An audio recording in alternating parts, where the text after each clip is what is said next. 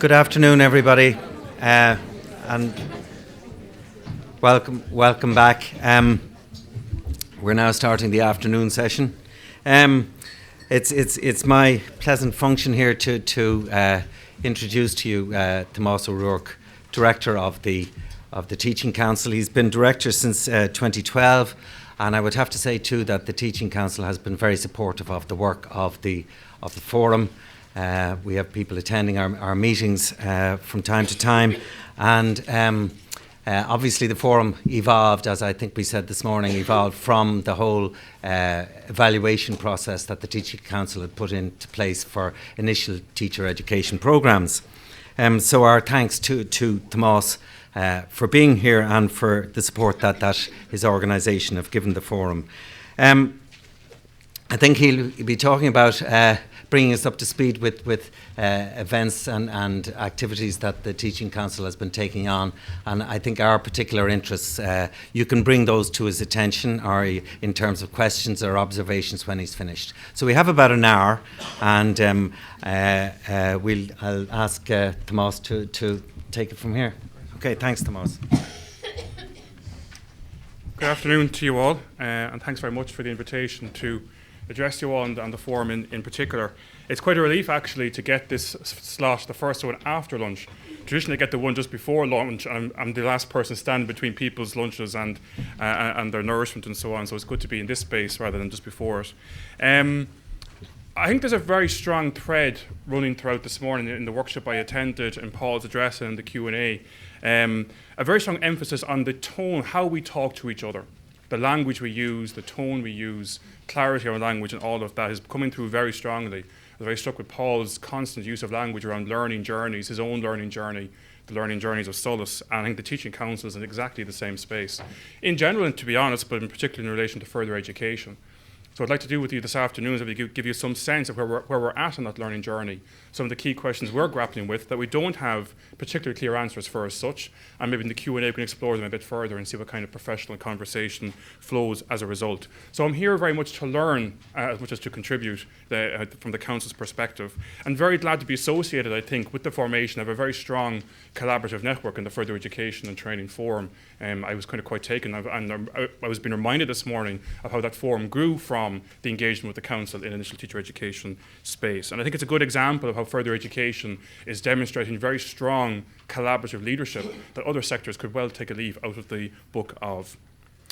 I'm also glad here this morning that Stan was placing a very clear emphasis on the quality of teaching and learning in further education. And if nothing else sums up what the Council is about, it's in that space of quality in teaching and learning. So I think we're very much on the same hymn sheet in a number of different fronts. This afternoon, I'd like to very much begin with a note, I think, of celebration for further education, because I think it's important to note, for the first time in the history of the state, since the 28th of January last year, we have a fully registered teaching profession, covering primary, post-primary, and including further education. Now, in that language, there's whole sorts of complexities, but we do have a fully registered teaching profession covering the three sectors. And we also have, for the first time in the history of the state, and no exaggeration, a full provision of programs of initial teacher education that have been professionally accredited, not academically accredited, spanning those three sectors: primary, post-primary, and further ed. A huge amount of change that has taken place in a little more than maybe 3 or 4 years. And it's easy to forget that, because this kind of work happens behind the scenes, where Helen and our colleagues and the other institutions are beavering away, putting the programs together. It can be thankless work sometimes, and it's important to acknowledge it here and now and put it on the record, the scale of what has been achieved in that time. I'd like to commend all the providers in that light for the way in which they're running the programmes accredited by us, including further education, to thank them for their engagement with that review process. I think a particular hallmark, and the forum today hosted this bears this out, a particular hallmark of initial teacher education provision in the further education sector is the very open spirit of collaboration that is evident amongst you all. I want to commend you particularly for that, and it can provide a very good exemplar for other providers in the primary and post-primary teacher education space to follow. I think we in the Council have also overseen significant progress in the regulations relating to the registration of further education teachers in terms of enhancing standards, taking where you're at and trying to move it on over time. Those regulations we have in place since 2009, they're under review. Those are the rules essentially that set out how you become a registered teacher in any one of the different pathways: primary, post-primary, or further ed. But since April 2013, all applicants for further education teaching must have a minimum of a level 8 degree. They should also have a teacher education qualification, or if not, complete one within 3 years. And I know there are some concerns around that, and there was references earlier on to creativity being squeezed out of the education space. And I'll come to those concerns throughout my presentation, but for now I think it's important to acknowledge the enhancement of standards that both the Council and the providers have overseen in the further education space in teaching and learning in the last few years. A lot has been achieved. A lot more to do, but a lot has been achieved. So with all this celebration, you may well be asking, why are we here? Why is the Council here? We have a strategy for the FET sector that takes us to 2019. Paul referred to that earlier on. There are programs of teacher education in place, and we have regulations in place. So what's to worry about? And I think we all know it's not as simple as that. That there are some fundamental questions we need to air and discuss if we're going to make the most of the future that we alone can create together. And these questions include, for me, and this just kind of gets some thinking going, number one, why do we have an education system? What is its fundamental purpose? 2, what role should further education play in that system? What role does it currently have, and how can we bridge the gap between the two?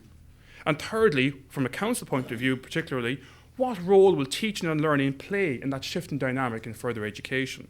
What relationship should there be between the processes and skills of teaching and learning on the one hand, and the content, skills and understanding we expect those processes to impart and or nurture, between the how and the what? What should the relationship be?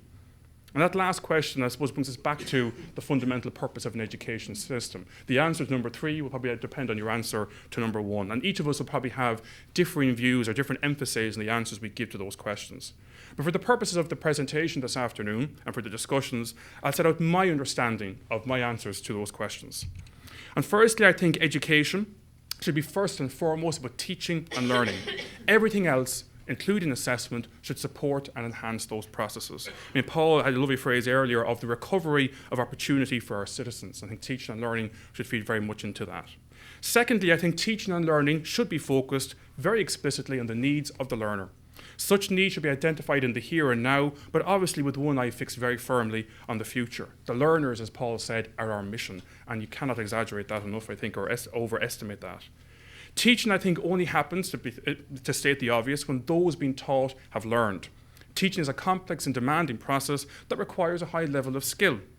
And finally, I think all of us who care about the learner have something to offer them in the journey of learning. All of us have something to offer, and we need to work out together, I think, how we can work best together in meeting those needs of the learner.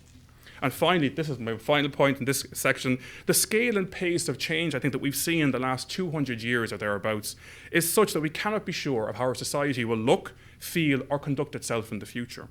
But we also know from our history that it is up to us. The decisions we make and how we make them will shape that society of the future. It's not beyond our control. So we will therefore need, I think, a diversity of backgrounds, skills and talents to enable us to do our best to shape that future society together in the best interests, I think, of those who have yet to come. Now, you may agree or disagree with some of these statements in whole or in part, but I hope to give you some sense of where I'm coming from today and where I think we should go and how we might travel that journey together. So in the presentation, I want to give you some sense of what the Teaching Council is and does. Some of you may know, some of you may not. I'd like to set out our understanding of the strategic landscape for further education that's been set out already by Solus. I'm going to talk about the tension between the how, the what, and the why. The what being the industry expertise and knowledge, the kind of the sectoral expertise, the teaching and learning, the flexibility of provision, and the need for all of us to clarify why we are here and what we are trying to do. I'd like to explore what that might mean in practical terms for how we talk about teaching and learning and the teacher and the learner. And I think therein lies the key message I'd like to bookend my presentation with. Because ultimately, we all need to talk better together about further education. What we think it means, what it should mean, and how it ties into the bigger picture at the local, regional, and national level. And to do that, and this is a very strong message in the workshop I attended, came up very much organically from the participants, we need to make space and time to support teachers' learning. We need to value teachers' learning in very real ways. The strategic background for this is set out here. I think with all the progress we've made, we are grappling with a number of issues, I think it's fair to say, in the Council that are of strategic importance and of real value to the further education sector. We're in the further education space, but there are a number of tensions emerging, I think, that do not, to our mind, have any simple answers. I'll go touch them throughout the presentation, but as Paul said earlier on, we're engaging with SOLAS and sector representatives to inform and refine our own thinking and our own understanding of the Council about the sector. In collaboration with the department, SOLAS, ETBI, members of the Forum, we want to bring maximum strategic clarity to the sector, especially the Council's relationship to it, and at the same time, allowing it to evolve in a dynamic and flexible way. That word flexibility and dynamism comes up a lot, I think, in further education, and it's important to hold on to those concepts. Now, that statement about strategic clarity may seem a bit odd, I suppose, in light of the fact that, as Paul told us, there is a strategy in place. But the very fact that we in the Council talk about further education, most of you here talk about further education and training, and people in Europe talk about vocational education and training, I think, is a very small example of the complexities of the issues we're talking about. There's a strategy there, and it's great, but I think SOLAS itself had acknowledged this morning that there are a number of issues that need to be teased out between the Council and SOLAS, the department and others, and I think ultimately we in the Teaching Council want to join the dots. As Paul said this morning, we need to ensure that we've worked out the space properly. So in terms of the Council, this is very much kind of a whistle-stop tour through our functions. I won't dwell on this too much, but I suppose allowing for the fact some of you may not be entirely familiar with what the Council is and does. Firstly, we're the professional standards body for teaching in Ireland. What that means is that we have a dual mandate in law to promote and regulate the teaching profession. We're established on a statutory basis in 2006 under the Teaching Council Act of 2001. And our remit, in a very broad sense, covers almost every area that a person will experience after they say, I want to be a teacher. From that moment on, we are involved in different ways, to different degrees, in the stages they go through to become and remain being a teacher throughout their lives. So, for example, we advise on entry criteria of programmes of initial teacher education to the Minister. We review and accredit those programmes, and Helen and Stan talked about this earlier, of initial teacher education. And that review and accreditation function is a very significant one, because without the professional accreditation of Council, the graduates of those programmes could not become registered teachers, full stop. It's a very serious kind of decision to grant or withhold accreditation from a professional sense. And that withholding of status could be very serious because, as I said, since last year, it's a fully registered teaching profession, and in order to be paid as a teacher in publicly funded schools, you must be registered. So there's a whole loop joining up there in terms of accreditation of programmes and the status of the teaching profession. Since September 2012, we are responsible for the procedures and criteria for the induction and probation of newly qualified teachers. That doesn't apply to the FE sector at the moment, but we have been piloting a new model for that induction and probation process called DRID, the Irish word for bridge. And the key hallmark of that, I think from your perspective might be interesting, is that in that new pilot, we're expecting the newly qualified teacher will be supported, guided and advised by experienced fellow professionals in the reality of the school environment before they are recommended for full registration. So rather than the inspectorate model coming in from the outside and running the rule over them and kind of a fly-by visit, we're very much about the holistic experience, the process of professional conversations and engagement over a period of time to make sure they're fully ready for the teaching profession. So the profession leading its own process of change. I think that, to me, to my limited understanding, would be very analogous to the apprenticeship model of preparing professionals of the future. And in the near future, we'll have the function of accrediting programmes of teachers' learning, or CPD, continuing professional development. We're currently drafting a national framework of that for that CPD. We aim to have that national framework ready by March of next year. And by the end of this year, we hope that the functions relating to fitness to teach will also be commenced. We know there's keen interest in that whole area of CPD, ongoing learning or teachers' learning in the further education sector, particularly in light of SOLAS' strategy. And we are engaging with SOLAS, particularly about the CPD piece, to make sure our approaches are as aligned as much as they can be. From the Council's point of view, and may come up in the Q&A, CPD, teachers' learning, is both a right and a responsibility of teachers. I think, as I said earlier on, and I can't say it often enough, we all need to make sure that teachers' learning gets the space and time it needs so that they can engage in reflective practice and collaborate with each other in sharing the fruits of that reflection. So, we want to work with national organisations and help them to join the dots in the context of a clear strategic vision for further education. SOLAS has set out that vision in the strategy 2019, but we as a council, a teaching council, are trying to clarify our place in that landscape. And in that sense, we want to work with others. We want to collaborate in enhancing the quality of the teaching and learning experience in the sector and allow that flexibility to evolve in a dynamic way. So what's the problem? What's so complicated? We sit down, we collaborate. It can't be that difficult.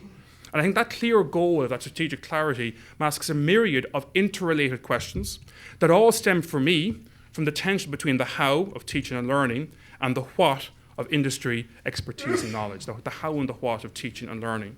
They're like in that diagram, that picture very much to my mind, grinding tectonic plates that are still establishing to my mind a sustainable pattern of how to relate to each other. We see it in many aspects of the education system. Further education is not alone in experiencing this tension. And to my experience in further education, those tensions, being the how and the what, seem to play out in the relationship between industry expertise and knowledge on the one hand, and the skill of good teaching on the other. And under those plates of the how and the what, we have this swirling magma of why. To what end are we doing all this? Is the primary purpose of further education and training to educate or to train? Is it to ensure that people can have the next available job that comes along, or that they have the skills and knowledge to secure and maintain employment over a period of time? And are we all here for all of the above? In other words, it's not a simple conflict between education and training. To my understanding, to my experience, there are no simple answers to those questions that would help us answer why, but we do need to try and answer them. That's why we're here today, as far as I understand it. That's why the Further Education and Training Forum has been established. And like magma itself, under those plates, the why is a very contested space. Nationally, globally, there's a very heated debates, pun intended, around education. I think the more contested that space of why is, the more those plates grind and grate, rather than lock into a pattern. I think if we can achieve, therefore, some degree of consensus about the fundamentals of our education system as a whole, the other issues become easier, not easy, but easier to address. That contestation of why can be seen in such questions are we teaching our learners they can get the next job on the list? Are we teaching them to explore a variety of opportunities and create opportunities of their own? Are those aims mutually exclusive? Where does that learning occur? Where should it occur? And what is everyone bringing to the table to help and support that learning? And I mean everyone. And are we all aware of what everyone else is bringing to the table? And if we are aware, what are we doing to get the maximum leverage out of those talents and skills for the benefit of the learners, for those whom we are teaching? One of the biggest challenges I feel the Council faces here is the apparent lack of consensus and clarity within the sector about what further education is. You'll notice I keep on talking about further education rather than further education and training, because the Council will have a difficulty with the concept of training in referring to any learning process from the point of view of teachers' professionalism. That may be a contested issue. I'm glad to discuss it in a few moments. And I remember the head of a further education college, who as far as I know was not here, but I'd say it even if he was, who, given out about the fact, I think Stan referred to this earlier on, or was it Paul, saying that further education is very often defined by what it's not, he said. It's not post-primary, it's not third level. And I asked the obvious question, this is 11:30 after a conference dinner, what is further education? And half an hour later was none the wiser. And he said it to me at the end. I'm not dodging the question, but he kept on talking. So I did try and inform my own understanding and didn't get a conclusive answer that particular night. So we can't agree on what we call this learning space. Is it FE, FET, VET? And there seems to be a remarkable lack of consensus about what we mean when we even use those terms. And that has to be related, of course, to the diversity of the cohort of learners that further education serves, as Solus notes in its very own strategy. I think that the so-called mainstream system is also serving the needs of a diverse student cohort, both in terms of socioeconomic disadvantage and the broader aspect of inclusive education. People may question how well it's serving those needs. I'm not here to discuss that today, but that diversity is there too. It came through in the workshop very clearly, where one teacher thought she was dealing with a particular diversity of school leavers and adult students. And someone said from WIT, I have the same diversity of student cohort in my program as well. So those kind of conversations breaking down those walls. And that's one reason why I believe very passionately, for someone who had a very traditional academic education, I'll put the hands up, I believe that further education and the so-called mainstream have a lot to teach each other through professional collaboration and professional conversations. They have a lot to teach each other. It's not one-way traffic. I think we need a much greater degree of strategic clarity to be developed by the department in collaboration with SOLUS, ourselves and ETBI as to what constitutes further education. What does it mean? Not what it doesn't mean, what does it mean? And how each of us should collaborate with each other in supporting and realising that vision of that definition. I'm not talking about a one-size-fits-all approach. I'm simply calling for greater clarity on ways of working that is the buy-in of all the key players. I'm talking about a more stable why, a more settled why. A greater degree of consensus of the important role that further education has to play in our society, not just our education system, and how it can most effectively fulfil that role. We have been meeting, as I said a few moments ago, with SOLUS and representatives of the sector in an attempt to inform and refine our own understanding, and I think it's fair to say I have found all those engagements very helpful, very informative. I have learned a lot from all of them, and I want to learn more. So if we're clear as to the questions, where do we start? Well, that's probably the wrong question. It's who do we start with? We start with the learner, the person who has come to us, regardless of sector, to make some improvement, some progress, some development in themselves, so as to achieve a particular goal, hopefully one they have chosen themselves. I think that kind of statement, regardless whether it's primary, post-primary, or further ed, we could all subscribe to that. That learner comes to us from a particular background with personality traits and ways of thinking and doing and learning that will influence very much how they engage with us and what we offer them by way of program. I think we're here today especially to explore the person who mediates all of that for the learner. So we start with the learner, but who's working with them? And the first issue, of course, that will be quite contested, I'm sure, is what we call that mediator of learning. For the council, the default answer will be teacher. That's the person who leads the learning process, the person who learns about the learner and teaches them with a complex set of pedagogical skills, all at the same time. But it's probably fair to assume that for many of you, the answer to that mediator question will be a little bit more complex, because you have teachers, you have tutors, and you have industry or business experts at least. I'm sure there may be more nuances, but there's at least that differential there. Each of those people, the teacher, the tutor, and the business or industry expert, brings a particular skill set and a knowledge set that is something important and unique to offer the learner. I understand that many in the further education sector are afraid that the ultimate outcome of the teaching council's work is that this flexibility of provision, this creativity, will be ultimately squeezed out. They're afraid, as I understand it, that everyone who stands up in front of a group of adult learners or school leavers in a further education setting will have to be a qualified teacher or they're out. Now, I'll be very honest, the council does have a strong line on the importance and quality of the teaching process. It's something that's very exacting. It demands a highly developed set of skills, attitudes, and dispositions. For too long, I think some people have held the view that if you can do nothing else, you can always teach. I think such an attitude would have displayed a shocking level of ignorance of the complexity of teaching, but more importantly, would do a huge disservice to the learning needs of our learners. So from our point of view, the leaders of learning in a further education setting should be registered teachers. But I'll be equally direct in saying that this does not mean that the tutors and the industry experts of today cannot be involved in the learning process. They should be. The council wants to maintain the space for teachers to exercise their professional judgment in identifying those areas where they do not have the requisite knowledge or expertise, to find those people that do, and to work with those people in ensuring that the learners, it's all about the learners, have an opportunity to access that knowledge and make their own of it. There has to be joined up working in all of this. Believe it or not, this reflects the situation in primary and post-primary schools. In schools all around the country, teachers are inviting sports coaches and drama companies, all experts in their fields, to help support students' learning in particular areas. The teacher, as the qualified professional, retains responsibility for the leadership of learning, and the students gain new insights into a particular skill or area of knowledge that the teacher simply will not have.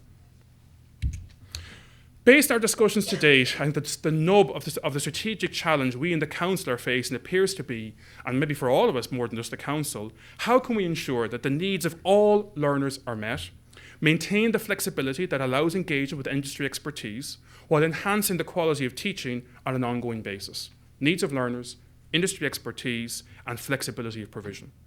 Now, this raises other questions, of course. Who defines those needs of the learners? What voice do the learners have in choosing and identifying their own needs? Wonderful questions we can discuss maybe in a few moments. But the reason I'm focusing so much on the how, on the teaching and learning, is that this process in further education, as I understand it, cannot just be about upskilling. Because as one head of a further education college told me herself, if it was as simple as that, if it was just about upskilling, we would have solved the unemployment crisis long, long ago. When a learner comes to us with a particular need, any of us who has been in that situation knows there's so much more going on behind the scenes that goes beyond a grid and a piece of paper, that goes beyond a tick box exercise. There's so much more. And we may not need to know all of the detail, but we do need to have some kind of deeper understanding, I think, of it if we are to do our job properly. A deeper empathy, a deeper learning was referred to in the workshop earlier. And those are the complexities of teaching. The gap between intention and impact, to my mind, is all too human, but the methods of filling that gap so often appear to forget that fact. I think a system that focuses narrowly on pure metrics, numbers of who have returned to the labour force in a given period of time, a system that relies on that will fall into that trap. So a particular programme designed for a specific purpose may well be cutting edge, it may well be in tune with industry norms, But it's difficult to overestimate the challenges that those delivering or teaching the programme will face when engaging with the human beings who attend that course. More than any other profession, I think, I would hazard to say, teaching is focused on the future well-being of others, not themselves. It's not just about fixing or addressing a particular difficulty, a shortcoming in the here and now. It's about empowering people to become active participants in society, to contribute to the creation of a new future. The context for this may be even more urgent than perhaps we realise here today. Pasi Sahlberg, the Finnish educator, said recently that based on current trends, he believes there will simply not be enough jobs made in the traditional sense to meet the projected growth in population in the near and medium term future. A huge shortfall, apparently, based on the statistics he's looked at. And the obvious conclusion he drew from that was that many of the next generation will have to create their own opportunities. And that raises the whole area of entrepreneurial skills, which I find fascinating, having worked in the public sector nearly all my life, but I find the whole dynamic of entrepreneurialism quite interesting. And we have to ask about that creation of our own opportunities. Where will the entrepreneurs of the future come from if we're too reliant on the needs and thinking of today's business leaders? Some will say that the very idea of teaching entrepreneurial skills is an oxymoron, because by definition, an entrepreneur identifies a gap in the system, they break out on their own, and they invariably challenge received wisdom and current provision. They kind of want to challenge the big beasts on the pitch. I'm a bit provocative here, I admit that, and I'm happy to hear the thoughts of anyone to challenge that. But I want to be clear in saying also that even the entrepreneurs of the future need to know the nuts and bolts of establishing and running a profitable business. So it brings us back to that carefully balanced dynamic between the how and the what. The ways of thinking that are required to be an entrepreneur, for example, and the reality that thinking reflects on. The teaching and learning on the one hand, and the sector expertise on the other. I don't ever really foresee a situation where it's going to be one or the other. You choose one and not the other. I can't see that being a sustainable way forward. And that's why the leaders of learning and the industry experts will always need to talk to each other and help each other. That's why, on balance, I think probably the Council does have a role to play in further education, but we need to be collaborating more effectively with other stakeholders and them with us in order to fulfil that role most effectively. I think in this focus on addressing the needs of the learner and not just a particular skill set or a gap, it's no surprise in the last 2 to 3 years, the well-being agenda is coming more and more to the fore. I think regardless of what sector you happen to be teaching in, primary, post-primary or further ed, we're all coming to realise that if you are not well, in the deeper sense of that word, you will not learn, or you will not learn as much as you could. That's accepted in the cut and thrust of large private sector companies, because for them, the poor management of people problems wastes time and therefore costs money, millions. So there are now programs being snapped up in the private sector that teach managers how to nurture and develop professional relationships in a deeper, more authentic way, all in pursuit, of course, of Mammon's bottom line. Now, I'm losing count of the number of articles in the Harvard Business Review, for example, that regularly focus on the human dynamics of running a business. So this isn't just touchy-feely, happy-clappy stuff. Regardless of whether you work or not, or where you work, we are all coming to understand one of Monty Python's perhaps deeper truths. We're all individuals. We're all people at the end of the day. And the sooner all that we do really acknowledges that in an ongoing way, the better for us all. The processes of teaching and learning and further education, to my mind, cannot be exempt from that. I think the more astute amongst you might have noticed that I haven't really nailed down the definition of a further education teacher. And of course, how do you define a further education teacher? Because from the Council's perspective, teachers in the further education sector are looking for parity of esteem with primary and post-primary, which is perfectly legitimate. And I think that further education, as I said earlier, has a lot to offer the mainstream system, the so-called mainstream system, a lot to teach it. But in the same breath, further education makes a plea for special treatment in terms of the qualifications requirements and the pace at which they are implemented. And from a standards point of view, this is confusing territory for the Teaching Council. Because summarised crudely, and I'm going to be provocative here, further education appears to be saying, to our ears anyway, we want to be the same, but we want to be treated differently. Given the structures of the system at present, that's a perfectly understandable request to make. But it's also very challenging if you're hearing it in those terms. I think the pathway to a solution to that parity of esteem, and at the same time allowing the sector the flexibility to evolve, the solution to that will have to be found in that old little phrase, progression, not perfection. Constant onward development. In other words, I think we will see a greater convergence in the standards of teaching and learning in all sectors, not just further education, but including it. But it will take time to get there. We need to understand in the Council where the sector is now, We need much greater clarity to our mind on where teaching and learning sits in the sector, and that's a huge challenge. And then we need to insist on making a gradual but persistent progress towards the goal we agree on. Gradual but persistent, slowly but ever so surely. I think the only hope we have of making that persistent progress is by walking together at the same pace. I open this presentation by asking questions to get us reflecting on the fundamentals of our education system. Why do we have an education system? What do we hope to achieve for the future through it? What is the place of teaching and learning in that system?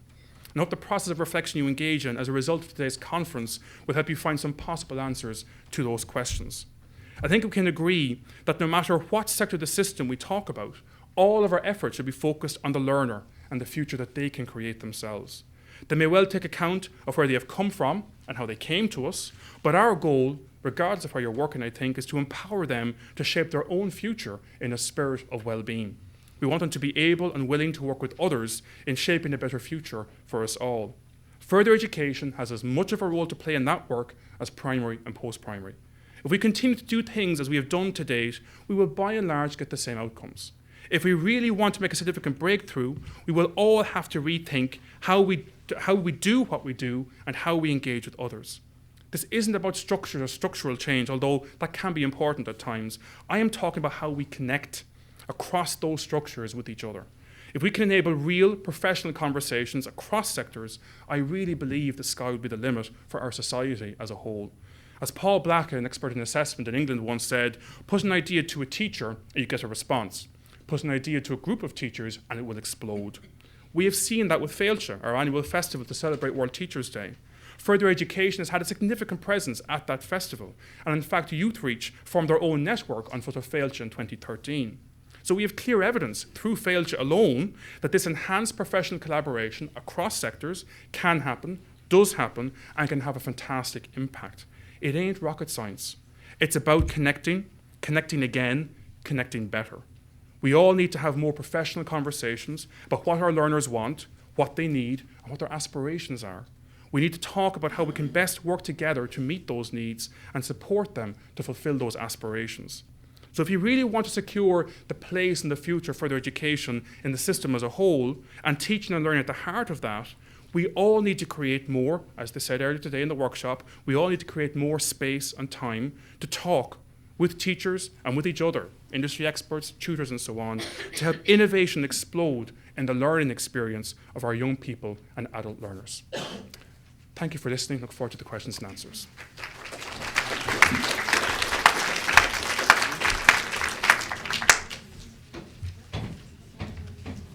Well, am I switched on? Can you hear me? No.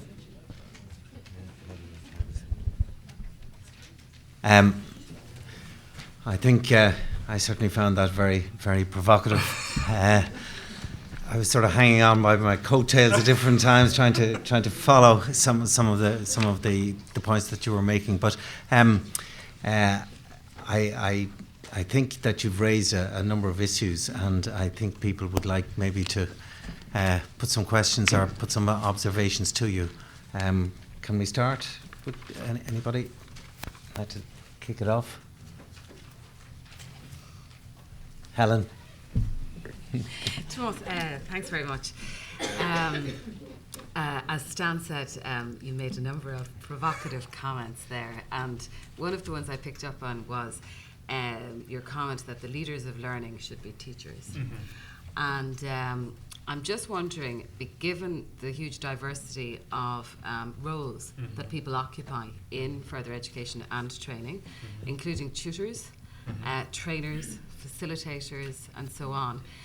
Can you expand a little bit more on that? Just can you talk to us about maybe where you see that going, and understanding that this is a process of collaboration and it's something for the future. Thanks. Yeah.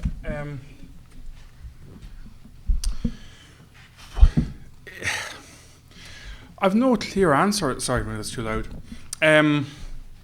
But we are very much in the middle of a learning journey with Solus on this one. Because as I understand it, there are certain givens in the system, in every part of the system. They've been established on a particular basis historically, and that's the way they are in the here and now. So you have the tutor role, for example, in the system, and you have a big concern that's been relayed to me all the time has been the need to tap into industry expertise, and that you cannot shut that off. If you have an overly regulated environment where everything has to be done by the book and take a period of time to be put in place, you won't be able to respond to emerging needs in the economy as quickly as you would like or as quickly as you should, because technology alone, for example, evolves at the pace where an iPad now could be redundant in 5 years' time, not just in terms of the device itself, but the actual technology behind it could be redundant. So how can you possibly, for example, in the area of subjects in post-primary, put down a marker now and say, this is the subject expertise you must have, it's signed into law, and that's it now. There's a huge rigidity goes with that. So I will say it again, and I said it, I hopefully didn't say it clearly enough, but we have no desire whatsoever to shut that flexibility off. And that's the message I'm trying to hammer home again and again. Whatever each of us, be it a tutor, be it a hotel manager in the catering sector, for example, has to offer the learning experience, should always be available to the learning experience. That's the situation in primary and post-primary. People scoff at those analogies because they say that's children and young people, but the same dynamic is at play. The teacher doesn't know everything there is to know about drama or everything there is to know about GA sports coaching. And it's perfectly legitimate to bring in that expert, and the teacher identifies that expert, they bring them in, but the expert themselves runs the session. The sports coach runs the session. But based on that same analogy, and I'm open to criticism or challenge in this one because we are trying to work our way through it. But in that dynamic, in that series of relationships, there is somebody who retains overall responsibility for the learning process, who decides this is an appropriate intervention, or we need to respond to this need in the community. Here's the community expert on that, and that person making that decision in the interest of the learners and their care. That's what I'm referring to in terms of the leaders of learning. But it's an attempt, I suppose, to try and make our contribution of trying to bring some extra degree of clarity about what we think is the best way forward. But we are certainly open, and we are definitely engaged in ongoing discussions with heads of colleges, teachers in the sector and so on, and so as well in particular, because they're the big player in all of this, as to, well, does that make sense? Because that's why I come up with the analogy of the tectonic plates, thinking, look, everyone's talking about the expertise. We want that knowledge there, and it evolves over time, and we must have access to that. At the same time, when you have the future chances of an individual person in your hands, there's a huge responsibility that goes with that. There's a methodology and an awareness and a complexity that it's not about, like what George Bernard Shaw said, the professions are a conspiracy against the laity. It's all about kind of locking the gates and keeping the crowds at bay. I want to tear those gates down, but there must be a clear sense in which the space in which you're in now as a professional, there's a huge amount of learning to get ready for that, because you're dealing literally with the future life chances of individual human beings. And it's not to say you know it all. You can't expect to know it all, but you must have that kind of professional judgment piece and the response to ongoing needs and changes in the community and in the sector and society as a whole. Well, that's the new thing. That's the new up-and-coming space. How do we get in there the knowledge to meet that need?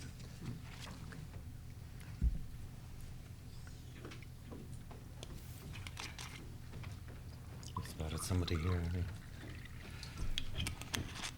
Just on that, if I could just ask you, Tomas, like the leader of learnings, I'm trying to put it into a sort of particular, say, situation where it was a training centre, say. Yeah.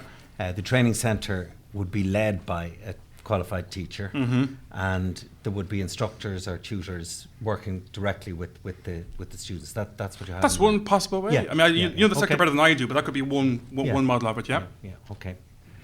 I'm not sure where over here. There we are. Okay. I suppose my question is, you say teacher all the time. I don't know if you hear. I can hear you, Annie, but yeah. Yeah, you say teacher all the time, but often with the groups that we would work with, the adult learners, if you mention teacher, that immediately puts fear into the learner. So you keep mentioning teacher, you keep mentioning about buy in the industry expert, but you don't mention the tutor. And we would class a tutor, well, I would class a tutor as completely different to the teacher that somebody would have had in infants and secondary school. So that would be my concern with the learners, that you keep saying the word teacher and you say industry expert and you don't mention tutor, you mention as little as possible. So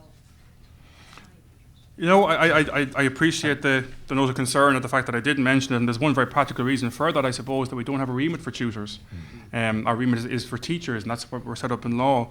But I was endeavouring to put home that message that, I mean, you're perfectly correct. As I understand it, typically the learners, be it school leavers or adult learners, are going to be those whom others would describe as having failed the system, but arguably it's the other way around. and they therefore have inbuilt fears, concerns, as you say, particular words will trigger a particular reaction. And I think that's what we're trying to do in terms of our work as a professional standards body overall, is to really reinterrogate and really change the whole understanding of teaching as a whole for everybody. I mean, I'll give one example because there's other questions to come in, but I asked a colleague of mine who retired recently, he was 15 years in learning support in primary schools, and he was quite frustrated as he retired. He felt he had been trying to change this, that and the other in the system and different ways of teaching, engaging with parents and so on.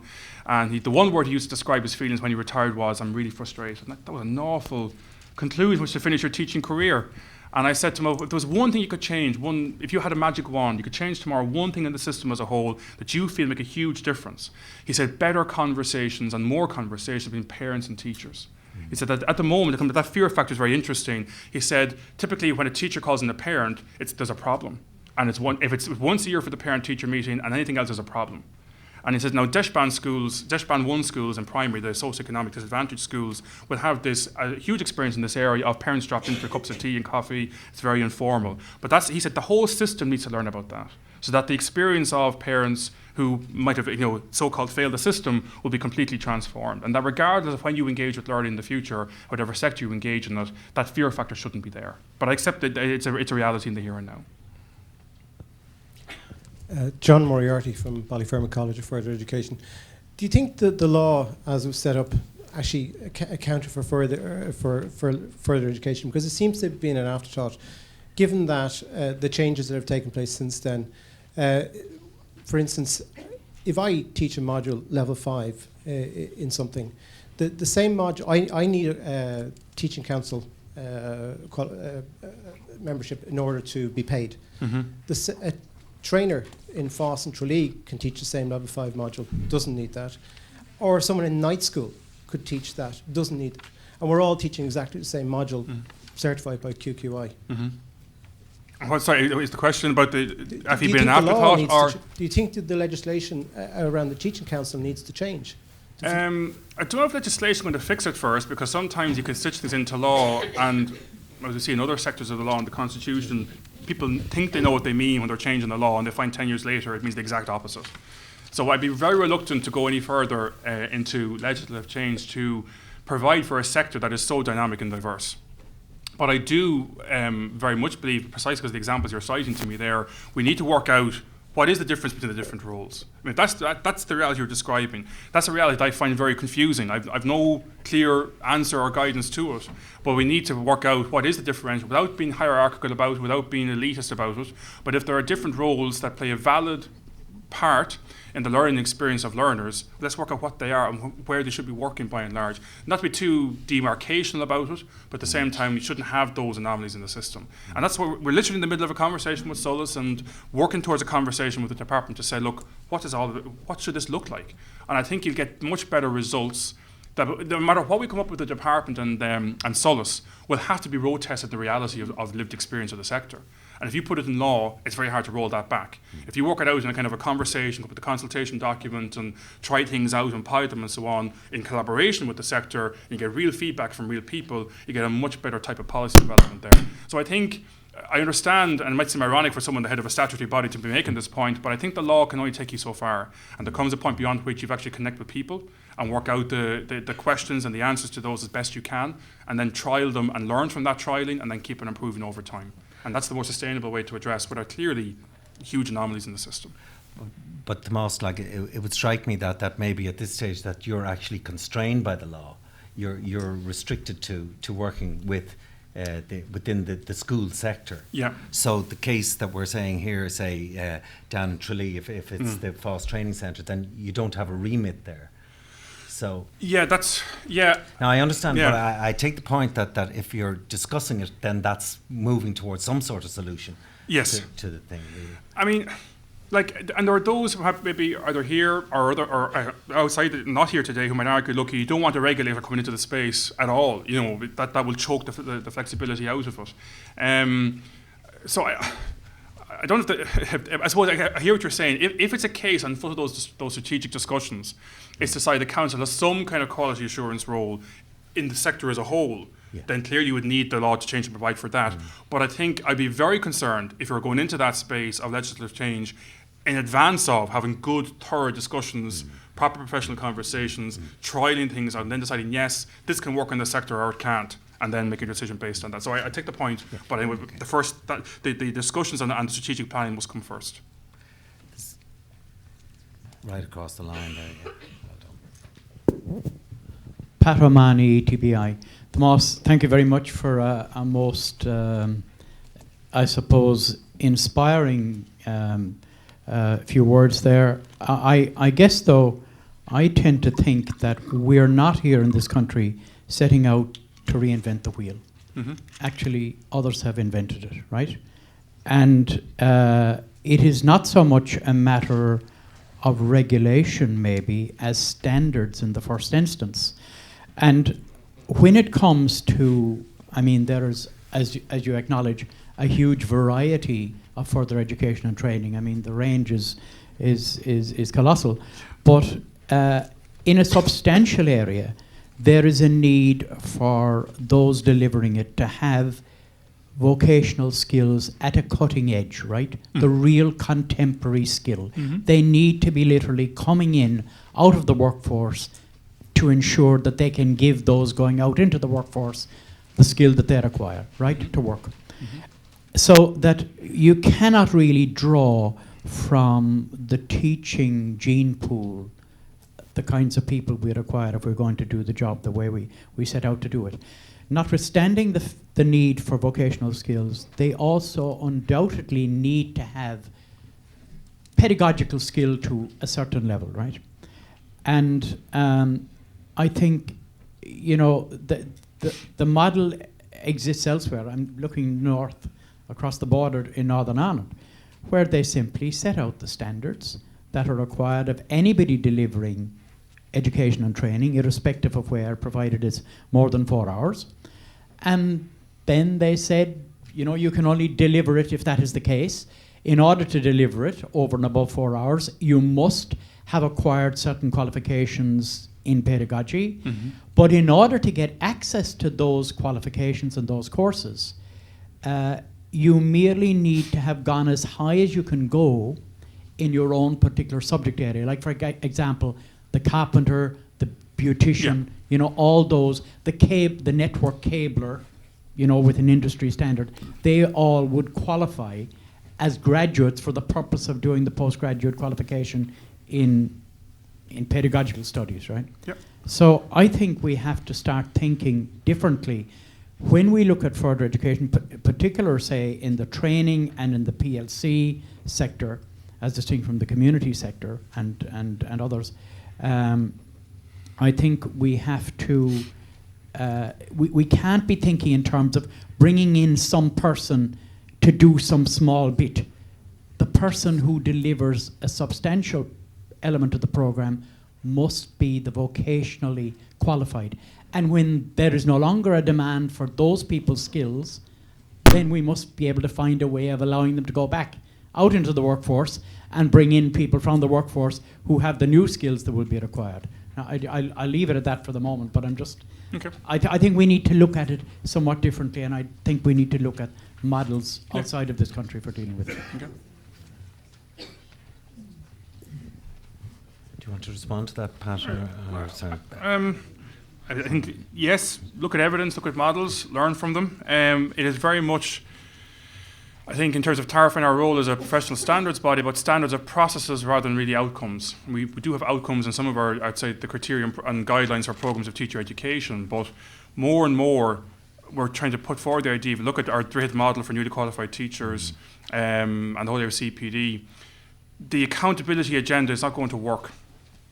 In other words, a very rigid fixation on here's a tick box exercise, here's a checklist, you tick those things off, Bob's your uncle, you're gone, you're done, you're sorted. That's not going to work. And I think the standards of the depth of process and engagement, the quality of experience of the learner, that's what's going to really matter. That is what matters. And therefore, as a council, there's a paper on our website I gave nearly 2 years ago to the inspectorate, where I think a sustainable model of quality assurance in any country, but particularly Ireland, is one where the council actually steps back but not out.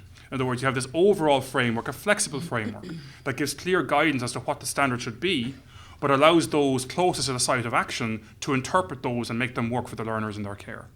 That across, whether people realise it or not, across what the department are doing and certainly what we're doing as a teaching council, is this idea that those at the site of action know best how to mediate policy in their own context.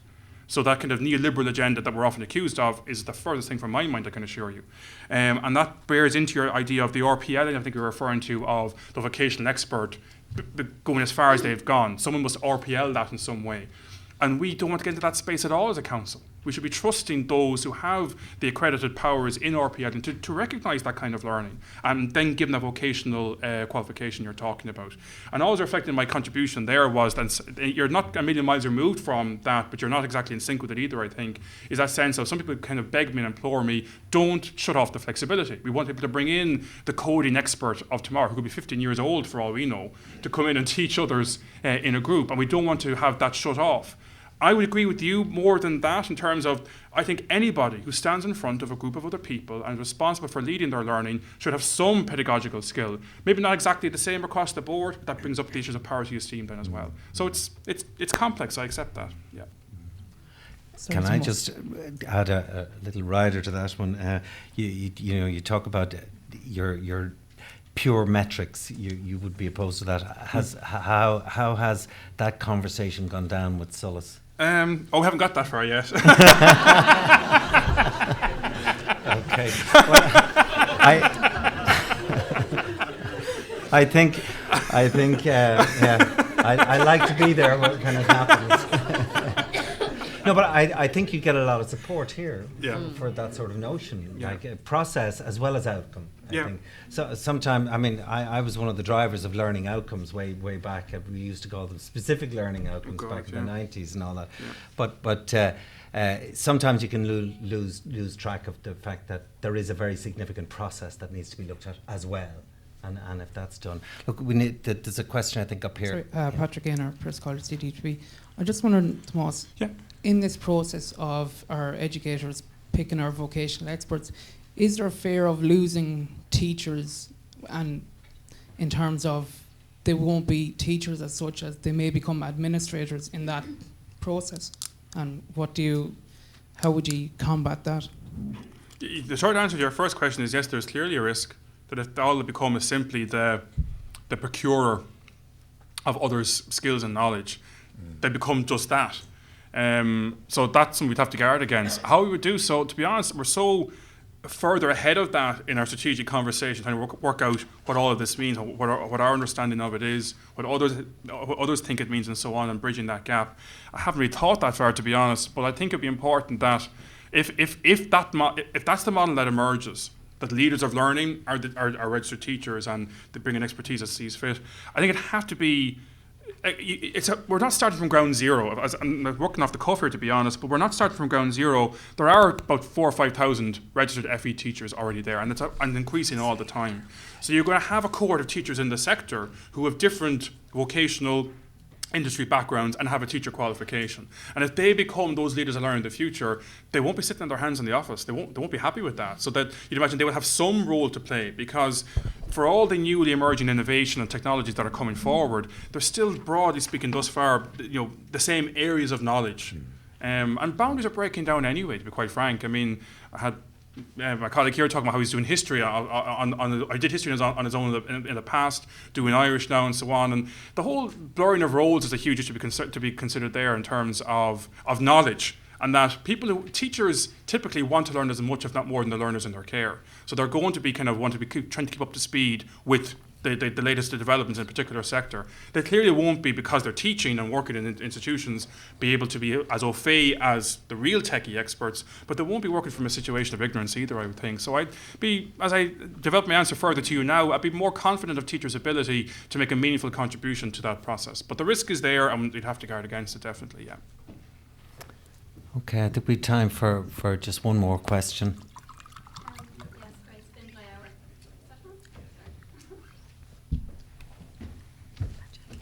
Sorry. So I can hear you anyway. I can repeat the question if you want.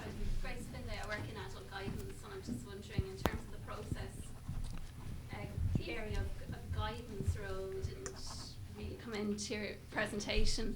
in terms of how adults make informed career and course choices and life choices. And now that further education is broadened out, there's a lot of people that are doing in different sectors, doing what's under the term guidance. And I just wonder, is the Teaching Council going to get involved in terms of the skill set and professional skill set needed to do that work, or what developments are going to happen there? It's a good question, because I know the Institute of Guidance Council is another network as well involved in that, and would be quite concerned about the impact of the cuts in the system on them and so on. Currently, our system for registering post-primary teachers works on subjects to leave cert level, and you can argue the toss back and forth about that. Is that going to be a sustainable model into the future where it's quite rigid? If the subject doesn't exist, therefore you haven't got a pathway into post-primary teaching, and to my understanding guidance doesn't have that. Where it might emerge, and more likely to emerge in the near future in a practical sense, would be our framework for teachers learning. Because typically it's teachers who are already registered in a particular subject go on and specialise in that area. I understand others may specialise in that area first, but typically you might have teachers who qualify a particular pathway and then for maybe career promotion, progression, decide to do the postgraduate qualification in guidance counselling. And I would see the framework of teachers learning providing the professional accreditation for that piece. But I think it'd be important, again, come back to my response to Pat, that my own preference, and the framework is only beginning to be drafted now, but my preference would not be for a framework that sets down for every possible area of learning the specific standards and process to do with that. One, because it'd be impossible. The provision for CPD, including guidance, is so huge, covers private sector and public sector for all sectors, not just further ed. You'd be there for 20 years, you'd never have all the criteria pinned down. And I think we need to look at a framework that reassures teachers. I think somebody raised this point earlier, or was earlier this morning, about what constitutes valid learning for teachers. And therefore, once they're clear about those kind of flexible, broad statements, but give clear guidance nonetheless, that if they go for a qualification in guidance or in another subject or whatever, this is going to be coached and stand up to that standard set out. You might have spines in it in terms of literacy, numeracy, ICT and so on, but that there should be a clear, broad framework that will allow all forms of teachers' learning, be it reading a book, professional conversation, everything from Twitter to PhD and in between should be valid. And once it's of quality, should be valid learning. I would see qualifications, formal qualifications more on the PhD end of the spectrum, but it would obviously and hopefully include the guidance counsellor qualification. But I would be loath, I think, for the council to get itself tied up in prescribing to the nth degree exactly what a guidance counsellor should be doing and not doing and so on, because I think we have to work out a relationship with all sectors, and that's what our pilot is about with primary schools, that respects the expertise of that sector in the here and now, what they've built up over time. And that once we're clear as to that they're in a good space now and they want to continuously improve, Paul used that word quite a bit this morning, then the framework should allow them to do that growth and flexibility, but that there's a recognition of that learning. My understanding is that SOLAS is maybe going to do an audit of all different people within the sector of further and education and training that are doing in a kind of a guidance role. Okay. They're going to kind of do an audit, but then it's looking at standards and quality assurance and all those things. So I just wondered, is the Teaching Council going to be engaging in that process? At this point in time, not to my knowledge. I think... sorry, Mary Line, sorry. Yes, we're not carrying out an audit of skills as you suggest. What we are doing is developing a process which ETBs can utilise within their ETB for all areas of work, as opposed to any specific areas such as guidance. So it's an enabling piece of work for the ETBs. Okay. I think we've a couple of questions over on this side then, and I think we'll have to tie it up then.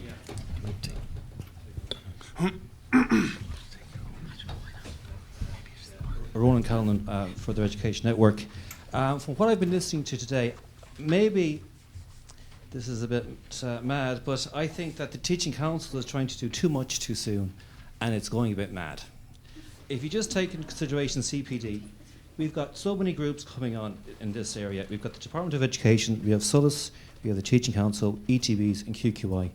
So here we've got the further ed being pulled in all directions on just one issue. One of many issues that you started with earlier on today in your presentation. I mean, where is it all going to end? It seems like there's one layer on top of another layer on top of another layer, as if almost there's an intrinsic fault within further education.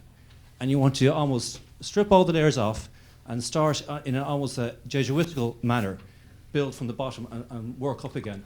And I think it's limiting creativity, as somebody said there. There's a lot of further ed courses that offer a lot of creative, innovative skills for people. And, you know, it's not going to be a course that a teacher has to go through 3 years doing further teaching after doing an MA or a BSc in cloud computing or in other kind of high-tech fields. So I'm just wondering, where is it all going to end? It's all a bit mad. Thank you. I suppose I respond to that. No, we don't want to go about in a Jesuitical manner or any other manner, to be quite frank, or strip it right back and start from ground zero. If the outcome of strategic discussions with Solis and the department is the effect that the council has no role in this sector, we'll happily pull out, I can assure you. If it's deemed that a regulator has no role in the further education space, that's fine. I think it does have a role, but we have to clarify that role with the other players. But if the strength of feeling in the sector is such that, you know, regulation is not appropriate to it, that's what we've got to reflect on. But I think I would put it to you that in terms of that key point about the responsibility of leading others' learning, that's the fundamental concern.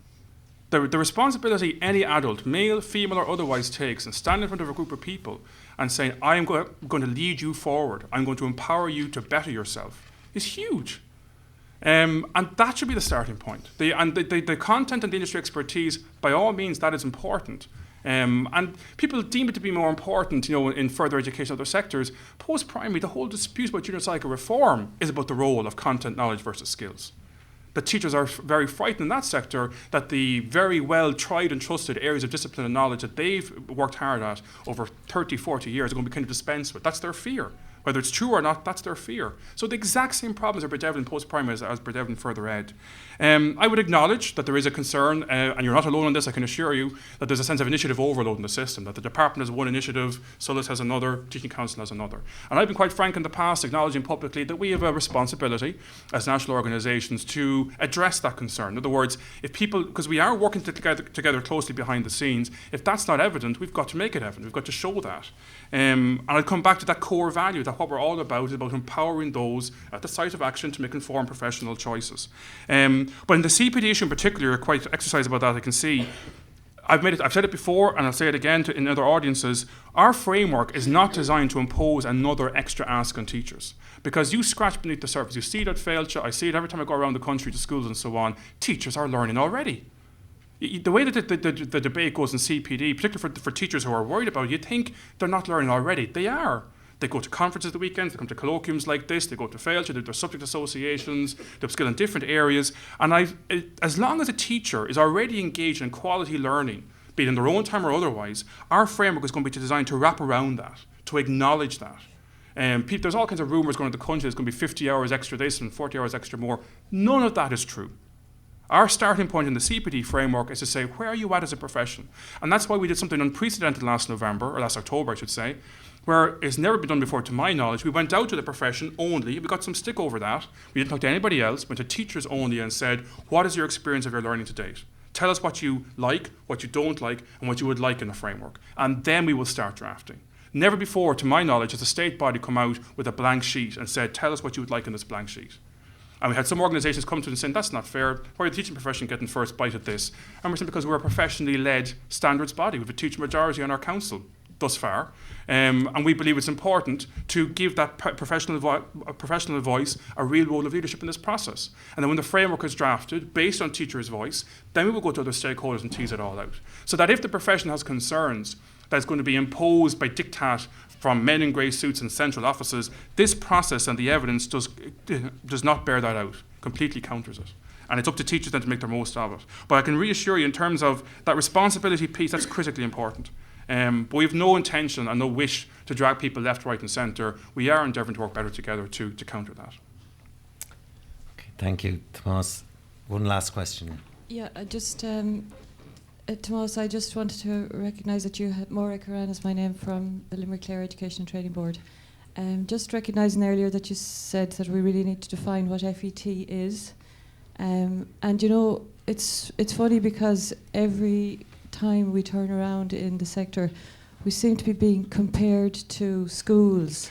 and trying to be modelled on schools. And I suppose that's where you're at as well, because everything you know is about school teachers. But I think that is the problem, insofar as, you know, the model is not always working for us.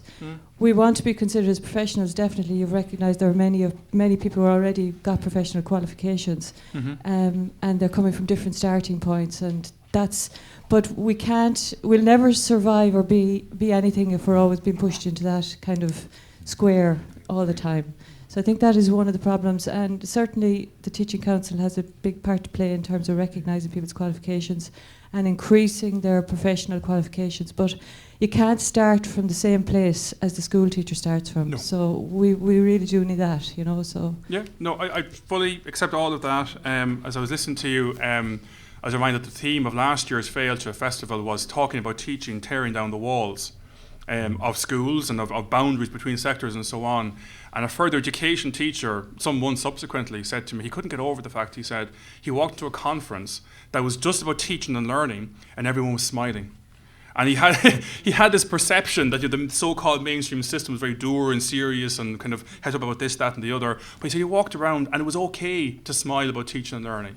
And his role, his place, his perception of his place in the education system as a whole, as a further education practitioner, was massively boosted.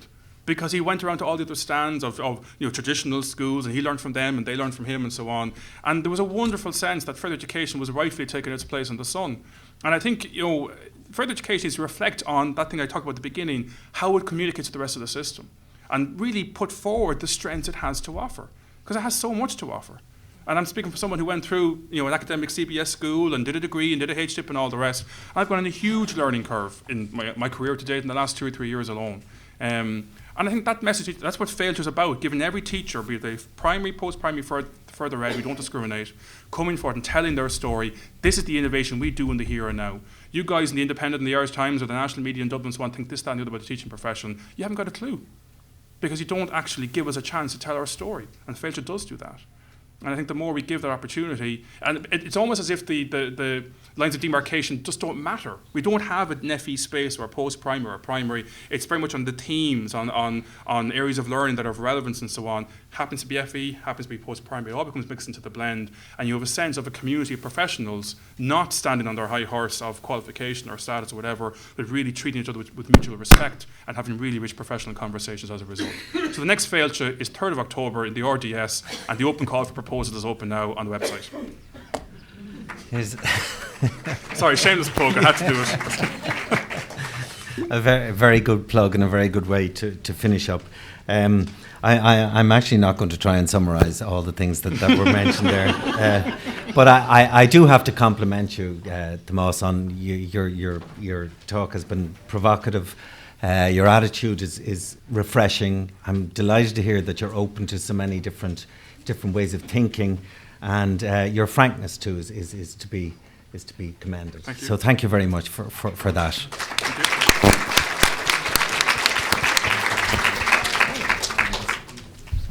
Helen will now give us directions as to where we go next. Well, this is easier because you're going back to the same place you were already in this morning. So hopefully you all had found the workshop. So we're going back to the same location in the School of Business. And just to let anybody who hasn't seen, there are 3 workshops, 3 parallel workshops happening now. And to let you know what they are, first workshop 4, is called Policy, Practice and Possibilities, Technology Enhanced Learning in FET. That's going to be facilitated. I think they've got quite an interactive Q&A type session planned, and it's being facilitated by Leo Casey and Sam Cogan, NCI, Jane O'Kelly, DCU, and John Wall and Dominic Kirby from WIT. So, next one that we have on is called Pedagogies in Further Education and Training, Practice, and that's being facilitated by 2 colleagues in WIT, Geraldine Myrna and Maeve O'Grady. And then the final workshop is entitled Research in Further Education and Training, and that's being facilitated by Justin Rami in DCU and Anne Graham Cagney and Carol O'Byrne from WIT. So you have a choice of 3 again. So just looking at the time now, it's 2:45. If we can maybe aim to finish up the workshops at about 3:30 to give us a little bit of time for a plenary wrap-up, just in talking about the kind of key questions and emerging emergent themes for the day. So if I can ask you to come back here to the auditorium, again the same plan with one topic for the lead facilitators, and we'll see you here again at 3:30. Thank you. Okay.